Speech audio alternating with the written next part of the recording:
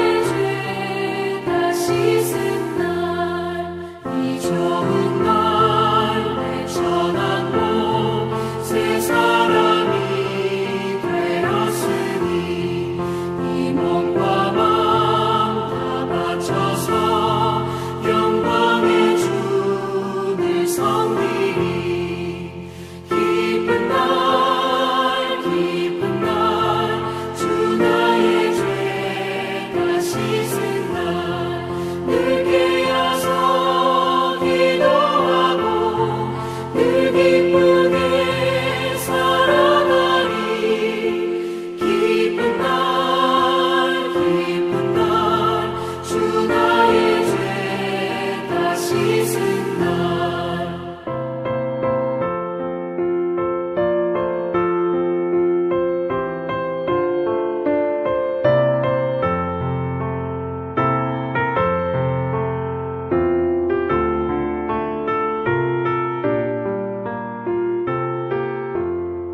새 사람 된 그날부터 편안한 마음들이 있어서 이 복된 말 전하느니 나의 본분 삼았도다.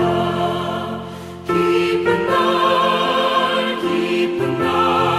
주 나의 죄가 씻은 날 늘 깨어서 기도하고 늘 기쁘게 살아가리. 기쁜 날 주 나의 죄가 씻은 날. 아멘.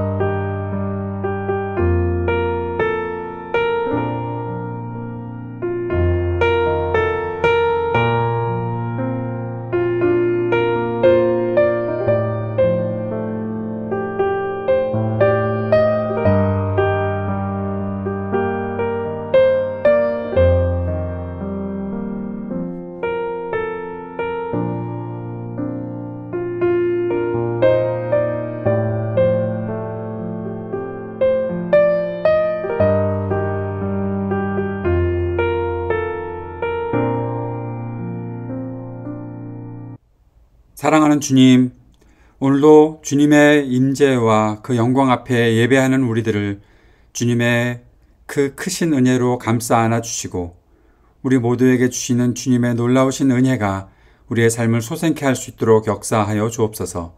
성령의 충만함을 주시고 또 그 기쁨이 우리 이웃들에게도 나누어질 수 있게 하시며 우리가 늘 기도하는 모든 기도의 제목 가운데 역사하시고 응답하시는 우리 주님의 살아계심을 우리 모두가 확인하며 주님을 찬양하며 높여드리게 인도하여 주옵소서. 말씀을 듣겠습니다. 주님 말씀 가운데 우리가 나아가게 하시며 성령께서 주시는 지혜로 말씀을 깨닫고 주님께서 주시는 능력으로 말씀에 순종하며 살아가는 우리의 삶 될 수 있도록 도와주옵소서. 예수님 이름으로 기도드립니다. 아멘.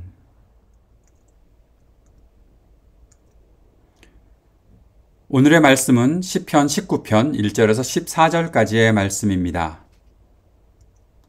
하늘은 하나님의 영광을 드러내고 창공은 그의 솜씨를 알려준다. 낮은 낮에게 말씀을 전해주고 밤은 밤에게 지식을 알려준다. 그 이야기, 그 말소리, 비록 아무 소리가 들리지 않아도 그 소리 온누리에 울려 퍼지고 그 말씀 세상 끝까지 번져간다. 해에게는 하나님께서 하늘에 장막을 쳐주시니 해는 신방에서 나오는 신랑처럼 기뻐하고 제 길을 달리는 용사처럼 즐거워한다. 하늘 이 끝에서 나와서 하늘 저 끝으로 돌아가니 그 뜨거움을 피할 자가 없다. 주님의 교훈은 완전하여서 사람에게 생기를 북돋워 주고 주님의 증거는 참되어서 어리석은 자를 깨우쳐준다. 주님의 교훈은 정직하여서 마음의 기쁨을 안겨주고 주님의 계명은 순수하여서 사람의 눈을 밝혀준다. 주님의 말씀은 티 없이 맑아서 영원토록 견고히 서 있으며 주님의 법규는 참되어서 한결같이 바르다. 주님의 교훈은 금보다 순금보다 더 탐스럽고 꿀보다 송이꿀보다 더 달콤하다. 그러므로 주님의 종이 그 교훈으로 경고를 받고 그것을 지키면 푸짐한 상을 받을 것이다. 그러나 어느 누가 자기 잘못을 낱낱이 알겠습니까? 미처 깨닫지 못한 죄까지도 깨끗하게 씻어 주십시오. 주님의 종이 죄인 줄 알면서도 고의로 죄를 짓지 않도록 막아주셔서 죄의 소나기에 다시는 잡히지 않게 지켜주십시오. 그때야 나는 온전하게 되어서 모든 끔찍한 죄악을 벗어버릴 수 있을 것입니다. 나의 반석이시오 구원자이신 주님, 내 입의 말과 내 마음의 생각이 언제나 주님의 마음에 들기를 바랍니다. 아멘. 우리는 계속 시편 말씀을 묵상하고 있습니다. 오늘은 시편 19편 1절에서 14절까지의 말씀을 통해서 주님 말씀을 내 입과 마음에 담아 살겠습니다 라는 그러한 고백이 우리에게 어떻게 나올 수 있는지, 왜 그런 고백을 해야 하는지 살펴보도록 하겠습니다. 시편 19편에서 우리가 주목해야 될 단어들이 몇 가지 있습니다. 시인은 하나님의 영광, 또 그의 솜씨, 그의 솜씨라는 것은 하나님께서 창조하셨다라는 것이죠. 그리고 창조하신 모든 것들을 말하고 있고, 그리고 말씀, 시편에서는 말씀을 때로는 교훈, 증거, 법규, 계명 등으로 그렇게 말하기도 하는데 그 말씀에 대해서 말하고 있고, 또 역시 사람에 대해서 말하고 생기, 기쁨, 하나님의 그 말씀을 통해서 오는 생기나 기쁨들을 함께 말하고 있습니다. 이 주목해야 될 단어들을 우리가 잘 살펴가면서 시편을, 오늘 특별히 이 19편을 다시 한번 볼 수 있었으면 좋겠습니다. 그 중에 우리가 두 가지 더 주목해야 될 단어들이 있는데 그것은 바로 하나님의 창조이고 하나님의 말씀입니다. 시인은 왜 하나님의 창조와 하나님의 말씀을 함께 생각하고 있을까요? 사람이 하나님의 창조를 보는 것, 그리고 하나님의 말씀을 듣는 것은 어떤 의미가 있을까 한번 우리가 생각하면서 이 시를 공부해 보았으면 좋겠습니다. 먼저 이 시는 하나님께서 일하시는 것을 보고 있는 시인의 그 마음이 함께 표현되어 있는 것이다 볼 수 있습니다. 시인은 늘 하나님과 동행하는 사람이었지요. 그 속에서 하나님께서 그저 시인과 함께 계시는 것만이 아니라 시인을 위해서 일하시는 하나님의 모습들을 시인은 분명히 보고 있었습니다. 하나님께서 나를 위해서 가만히 계신 것이 아니라 나를 위해 일하신다. 그것이 시인의 고백이었지요. 시인 다윗이 그렇게 하나님께 고백하면서 하나님께서 나를 위해서 일하고 계시다. 그런데 그 하나님께서 하시는 일이 나의 어떠한 작은 것들을 위해서만 일하시는 것이 아니라 그 하나님은 온 우주를 창조하셨고 이 만물을 다스리고 계시는 분이 바로 나의 하나님이시다라는 것을 기억하고 있었던 것이죠. 오늘 1절에서 시인은 이렇게 고백하지요. 하늘은 하나님의 영광을 드러내고 창공은 그의 솜씨를 알려준다. 하나님의 영광, 바로 하늘을 창조하신 하나님, 그리고 창공에서 날아다니는 모든 것들, 하나님의 솜씨를 분명히 알려주고 있다라고 고백하고 있습니다. 하나님께서 역사하신다는 사실이 지금 내가 필요한 때 나를 위해서 어떤 일을 해주셨다라는 것만을 고백하고 있었던 것이 그 앞에 시편이었는데, 그런데 오늘 이 시편에서 시인은 그 하나님이 어떤 분이신지 아는가? 그 하나님은 하늘을 만드셨고 이 만물을 만드셨고 우주를 만드신 분이시다. 시편 8편에서도 바로 그 우주 앞에 서서 그 세상 앞에 서서 하나님을 찬양했던 시인의 모습이 다시 한번 이 19편에서 드러나 있는 것을 보게 되는 것이죠. 그리고 또 한 가지 아주 중요한 것이 있습니다. 시인이 하나님께서 말씀하시는 것을 듣고 있었다라는 겁니다. 2절의 말씀에 낮은 낮에게 말씀을 전해주고 밤은 밤에게 지식을 알려준다. 이것이 어떤 일입니까? 낮이나 밤이나 하나님께서 말씀하시는 그 소리가 있다라는 겁니다. 하나님께서 지금 이 땅에서 온 우주 만물을 창조하실 때 말씀으로 창조하셨던 그 하나님께서 지금 낮이나 밤이나 하나님의 말씀을 전하게 해주고, 그리고 하나님께서 그 말씀하시는 것들을 통해 우리가 무엇을 알고 살아야 하는지를 가르쳐주고 있다라고 시인이 고백하고 있는 것이죠. 시인은 하나님께서 말씀을 통해 일하시고 계시는 것을 확신했고 그 사실을 말해주고 있습니다. 온 천지를 창조하신 그 하나님의 일이 지금도 계속 이어지고 있다라는 것이죠. 3절에서 4절 상반절까지 이렇게 고백하지요. 그 이야기, 그 말소리, 비록 아무 소리가 들리지 않아도 그 소리 온누리에 울려 퍼지고 그 말씀 세상 끝까지 번져간다. 우리가 하나님의 음성을 귀로 어떤 소리로 들을 수 있는 것은 아닐지도 모릅니다. 그러나 그 속에서라도 하나님께서 역사하시고 계시다는 것들을 보면서 하나님이 지금 이 모든 순간에 말씀하고 계시다는 사실을 깨닫게 된다는 것이죠. 물론 우리가 하나님의 이 말씀, 성경 말씀을 펴서 그 말씀을 듣고 그 말씀을 마음에 품을 수 있는 것이 분명하지만 시인이 고백하는 것은 온 세상을 말씀으로 창조하셨던 그 하나님의 소리가 내가 지금 어떤 소리를 듣지 못한다고 하더라도 지금 이 만물이 흘러가는 것을 보면 그 속에서 하나님의 소리를, 하나님의 말씀을 내가 들을 수 있다. 그리고 그 소리는 온 누리에 울려 퍼지고 있고 세상 끝까지 번져갈 수 있다라고 말해주고 있는 것입니다. 그 가운데 시인이 태양에 대한 말을 하지요. 해를 언급하고 있습니다. 4절 하반절부터 5절까지 해서 해에게는 하나님께서 하늘의 장막을 쳐주시니 해는 신방에서 나오는 신랑처럼 기뻐하고 제길을 달려가는 용사처럼 즐거워한다. 왜 해를 말하고 있습니까? 그 해를 보면서 하나님께서 온 세상을 다스리고 계시다라는 사실을 알게 된다는 거죠. 태양이 비치기 시작하면 태양의 빛 가운데 숨을 곳들이 없고 그 태양의 뜨거움이라고 표현하기도 했지만 그 온기를 누가 피하겠는가라고 말해주면서 온 우주 만물을 다스리시는 하나님의 그 역사가 이 자연 만물에 있고 자연 만물들은 그 하나님께서 펼쳐주신 그 세계를 즐거워하고 있다라고 말해주고 있는 것입니다. 온 우주가 그렇게 하나님의 역사하심을 즐거워하고 기뻐하고 있습니다. 이제 우리들은 어떠한가라는 질문이 생기게 되지요. 시인은 하나님께서 창조하신 온 우주 만물을 보면서 하나님의 말씀을 생각하고 있습니다. 왜 그렇습니까? 바로 하나님의 말씀을 생각하고 믿게 될 때에 그 말씀이 사람 안에 참 약하고 부족하고 참 어떻게 이렇게 보잘것없는 존재일까 생각하는 그 사람 안에 그 하나님의 말씀이 생기와 지혜를 준다라는 사실을 분명히 알고 있기 때문입니다. 세상 우주 만물이 하나님께서 비춰주시는 그 빛으로 하나님께서 역사하시는 그 역사와 그 섭리 가운데 생기가 나고 그래서 움직이고 있고 그 움직임들이 온 자연 만물을 지금까지도 지탱해 오게 하고 발전해 오게 했다면 사람은 어떻게 했는가?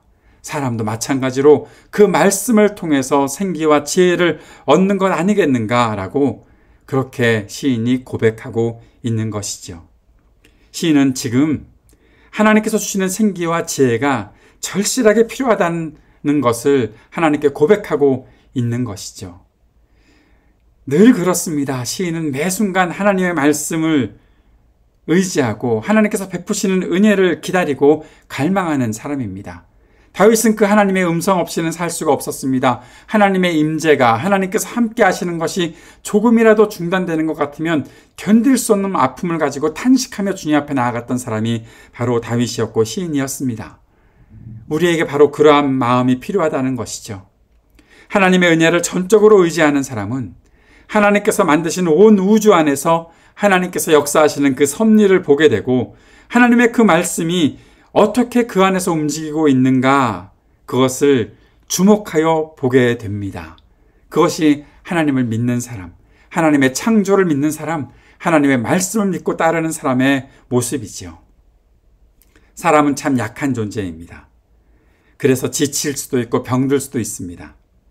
그런데 하나님의 말씀은 그 지치고 약한 하나님의 그 사람에게 다가와서 생기를 불어넣어 주는 것이죠.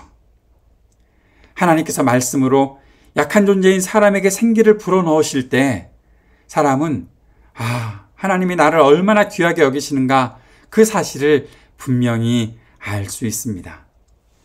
제가 너무너무 좋아하는 말씀, 성경에서 가장 좋아하는 말씀이라고 말씀드릴 수 있는데 그것이 다니엘서 10장 19절 말씀입니다. 다니엘이 지치고 약할 때, 나이가 많이 들고 더 이상 힘을 낼 수 없을 것 같을 때 하나님의 일하시는 것들을 보며 쓰러질 수밖에 없었습니다. 감당할 수 없어서요. 그런데 하나님께서 다가오셨습니다. 그리고 그 사람을 만지며, 다니엘을 만지며 말씀하십니다. 하나님이 사랑하는 사람아 두려워하지 말아라. 평안하여라. 강건하고 강건하여라. 다니엘이 그때 이렇게 고백합니다. 그가 내게 하는 말을 들을 때 내게 힘이 솟았다. 하나님의 말씀이 그에게 들려왔을 때 힘이 솟았다. 그래서 다니엘이 이렇게 다시 한번 고백하지요. 천사님이 나를 강하게 해주셨으니 이제 내게 하실 말씀을 해주시기 바랍니다. 하나님께서 그에게 다가오셔서 말씀해 주셨을 때 나를 다시 한번 강하게 해주셨으니 그래서 그 말씀이 내게 임하고 그 말씀대로 내가 살아갈 수 있기를 바랍니다라고 고백할 수 있었던 것이죠. 사랑하는 여러분, 우리에게도 다시 한번 이러한 역사가 나타날 수 있기를 바랍니다. 약하고 힘이 들 때 때로는 좌절감이 몰려 들어오고 더 이상 아무것도 할 수 없는 일이 더 이상 내가 무엇을 할 수 있을까 그렇게 생각되게 되었을 때 나에게 생기를 불어넣어 주시는 하나님의 말씀이 내 속에 있기를 바랍니다. 그래서 강건하여지고 다시 한번 소생케 되어 일어날 수 있는 그러한 힘과 용기가 우리 속에 있기를 바랍니다. 그렇게 우리 속에 말씀을 통해서 생기를 불어넣어 주시는 하나님의 말씀은 어떤 말씀입니까? 시인은 이렇게 고백하지요. 나에게 생기를 불어넣는 하나님의 말씀은 완전하고 참되고 정직하고 순수하고 또한 견고하고 한결같이 바르다라고 말씀하고 있습니다.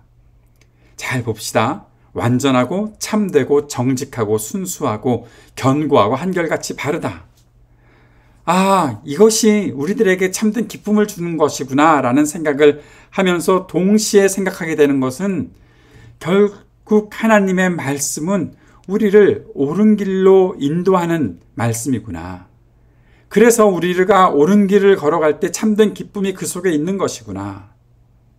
그런데 오늘 말씀을 살펴보다 보면 이 말씀이 우리를 경고하기도 하시고 잘못된 길로 갈 때 바른 길로 인도하시는 말씀이다라는 사실을 시인은 고백하고 있습니다. 그래서 행복하다는 겁니다. 그래서 기뻐할 수 있다는 겁니다. 하나님의 말씀이 아주 달고 달콤하고 그 달콤한 것은 지금 내가 하나님의 말씀을 펼쳐보았더니 내가 생각하고 있던 것과 똑같은 말씀을 해주셨네요. 그래서 참 달콤합니다가 아니라 내가 때로는 잘못된 길을 갈 수도 있고 때로는 실수하고 죄를 저지를 수도 있는 것이 내 연약한 모습인데 내 약한 모습인데 하나님의 말씀이 나를 소생케 하는 것들을 생각하면서 그때 깨닫게 되는 것은 하나님의 말씀은 바른 말씀이구나. 한결같이 바른 말씀이구나.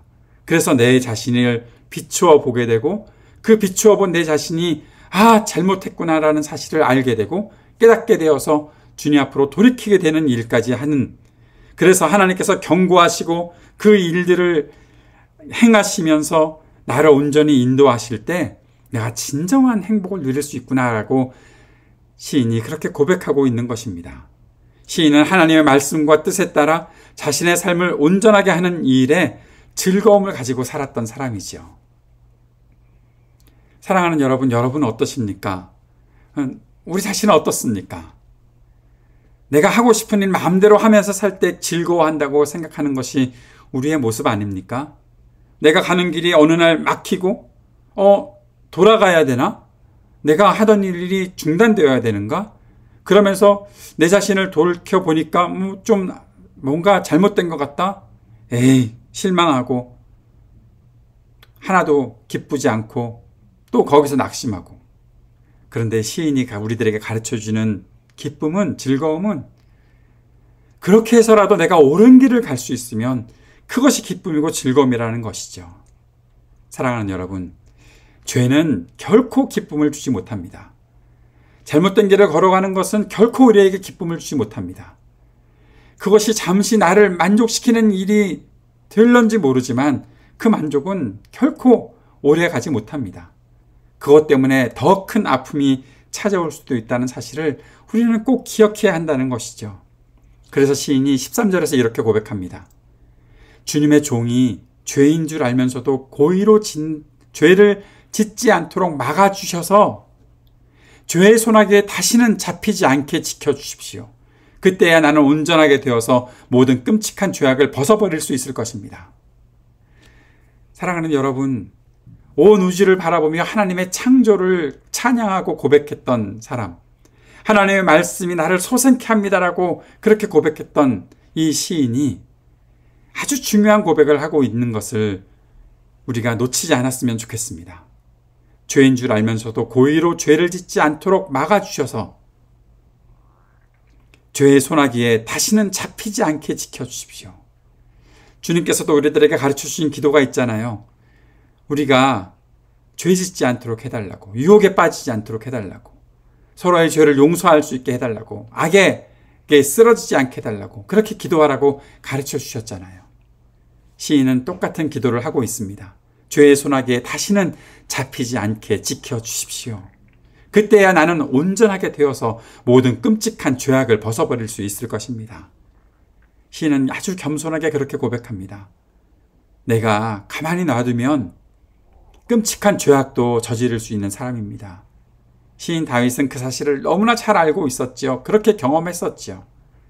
가만히 두니까 아무것도 눈에 보이지 않고 죄를 저지르고 결국 사람까지 죽이는 일들을 하게 되었었다라는 거죠. 그래서 시인이 그러한 죄를 결코 저지르지 않게 해달라고 주님께 매달려서 간구하고 있는 것입니다. 이 시는 온 우주의 창조를 찬양하고 그 속에서 하나님의 말씀의 역사하심을 바라보며 굉장히 큰 믿음의 사람처럼 보이는 그러한 기도를 드리고 있는 것 같은데 아주 평범하게 다시 한번 자신을 살피면서 나는 끔찍한 죄악도 저지를 수 있는 사람입니다. 어떤 때는 고의로 죄를 지을 수도 있는 사람입니다. 나를 지켜주십시오. 그 우주를 창조하셨던 하나님의 말씀이 나를 지금 이 시간 지켜주십시오라고 간절히 기도하고 있는 것입니다. 사랑하는 여러분, 시인과 같은 마음을 가지고 살아갈 수 있기를 바랍니다. 죄는 결코 기쁨을 주지 못한다는 것을 확신하고 혹시라도 실수나 잘못이 있을 때 나를 지켜주시고 인도하시는 하나님의 말씀을 더욱더 기뻐할 수 있는 우리들이 되었으면 좋겠습니다. 그래서 시인이 이렇게 고백하지요. 하나님께서 나의 반석이시고 나의 구원자이십니다라고 고백하는 것입니다. 오늘 이 반석과 구원자라는 고백은 어떠한 마음으로 다가오십니까? 내가 어려움에 빠져 있을 때 나를 구원해 주신 주님, 내가 싸울 때 나의 반석이 되어 주셔서 나를 지켜주신 주님, 그 어떤 영적 전투에서 큰 승리를 거두는 그런 일들의 고백으로 다가오십니까? 아니요. 저는 오늘 이 반석과 구원자라는 고백이 이렇게 다가옵니다. 내가 혹시라도 실수하고 내가 혹시라도 잘못되지 않도록 견고한 반석이 되어서 나를 붙잡아 주시는 주님, 그리고 죄에 빠지지 않도록 나를 구원해 주시는 주님, 진짜 나를 구원하신 주님은 나를 죄에서 구원하셨잖아요. 그 고백을 하면서 주님 앞에 나아갈 수 있는 것입니다. 14절 고백 다시 한번 우리 같이 읽어봅시다. 나의 반석이시오 구원자이신 주님, 내 입의 말과 내 마음의 생각이 언제나 주님의 마음에 들기를 바랍니다. 주님께서 우리의 구원자가 된다는 것은 어떤 어려움이 해결될 때만 고백하는 것이 아니라는 것을 다시 한번 확신할 수 있게 되지요. 우리의 잘못을 깨닫게 하시고 우리를 죄의 길에 빠지지 않도록 인도하시는 주님의 말씀이 바로 우리를 구원하시는 구원자가 되어주셨다라는 것입니다. 사랑하는 여러분, 우리의 모든 삶과 우리가 하는 말과 생각, 이 모든 것이 하나님의 말씀으로 가득 채워져 있기를 바랍니다. 나의 일상이 하나님의 이 말씀으로 가득 채워져 있기를 바랍니다. 이 온 세상을 만드신 하나님의 말씀이 내 삶 속에서, 내 마음 속에서, 내 생각 속에서 계속해서 움직이고 그렇게 나를 인도해 나가는 그러한 일들이 될 수 있기를 바랍니다. 세상에서 하나님께서 만드신 모든 것들을 바라보는 우리의 시선에 하나님의 말씀이 일하시는 것을 볼 수 있게 되기를 바랍니다. 지난 수요일에 제가 출석하고 있는, 함께 예배하고 있는 교회에서 한 선생님을 모셔다가 같이 이야기를 나누었습니다. 12명 정도의 그 장애인 어린이들을 키우고 또 그들을 자라게 하는 그 분의 정말 이 시대의 성자라고 말해도 아무 꾸며내는 일이 아닌 정말 그 분의 삶에서 그분이 하셨던 말씀이 보통 그리스도인으로 살자라는 말씀이었습니다. 보통 그리스도인이 어떻게 사는가? 식사기도 잘하자. 우리의 삶의 자리에서, 교회뿐만 아니라 우리의 삶의 자리에서 그리스도인답게 살자. 이웃을 위해 사는 것에 대해서 내 모든 것들을 다 해내는 그러한 삶을 살자. 아주 기가 막힌 그리스도인으로 살아가고 어떤 영웅 같은 사람이 아니라 그저 보통 사람으로, 보통 그리스도인으로 살자. 저는 그분의 말씀을 듣다가 이 시편 19편의 저자가, 이 시인 다윗이 바로 우리들에게 전해주는 것도 바로 그것이라는 생각이 들었습니다. 하나님께서 온 땅을 창조하셨다라는 그것을 믿고서 살아간다면 내가 하는 생각과 내가 하는 말이 주님의 말씀으로 가득 차 있어야지요. 내가 세상을 바라보는 그 모든 것 속에 하나님의 말씀이 일하고 계시다는 사실을 알 수 있어야지요. 그것 다 제쳐놓고 뭐 어떤 위대한 일을 하겠다고 설쳐낼까? 그동안 내가 뭐하고 살았나? 라는 그러한 생각들을 해보게 되었습니다. 사람은 하나님이 만드신 자연과 그의 말씀에서 주님과 생명의 교제를 할 수 있다라는 사실을 알게 되는 것이 이 시편 19편의 그 결론입니다. 그런데 하나님이 만드신 자연과 그의 말씀에서 주님과 생명의 교제를 한다는 것은 우리들에게 어떠한 의미로 다시 한번 재해석되어야 되는 걸까요? 우리가 살아가는 모든 것 속에, 내가 오늘도 누군가에게 말하는 그 말 속에, 내가 이 세상에서 돌아가는 것들을 통해서 생각하게 되는 그 생각과 판단 속에 하나님의 말씀이 작용하고 있는가? 나를 온전하고 바른 길로, 옳은 길로 인도하고 있는가? 그것 생각해야 되겠지요. 사랑하는 여러분, 날마다 하나님의 말씀을 마음에 담아내고 내 입술에 담아낼 수 있기를 바랍니다. 매 순간 나의 입에서 하나님의 말씀이 흘러나올 수 있는 그러한 삶을 만들어 갈 수 있었으면 좋겠습니다. 맨날 설교하라는 것 아니고요. 내가 하고 있는 말이 그 하나님의 말씀에 가르쳐 주신 그 가치관과 그 세계를 담아낼 수 있는 말이 될 수 있었으면 좋겠다라는 거죠. 사랑하는 여러분, 하나님은 지금 우리의 마음과 입에서 어떤 생각과 말이 나오기를 원하실까요? 그 질문을 가지고 오늘 이 하루를, 또 한 주간 우리에게 주어지는 삶을, 평생 우리의 삶을 그렇게 생각하고 결정하며 살아갈 수 있는 저와 여러분이 될 수 있었으면 좋겠습니다. 기도하겠습니다. 사랑하는 주님, 매 순간 내 입에, 내 말에, 내 생각에, 내 삶에 하나님께서 말씀하시는 일들이 이루어지고 또 그 말씀을 입에 담고 마음에 담고 살아가는 우리가 되게 해 주십시오.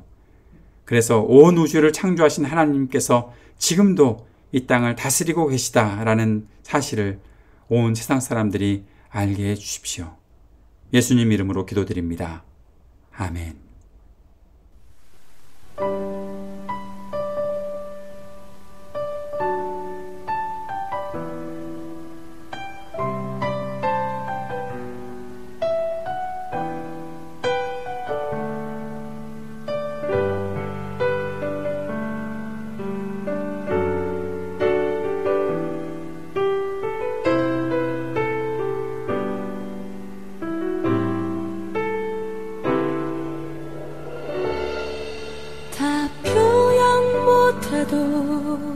나 표현하리라.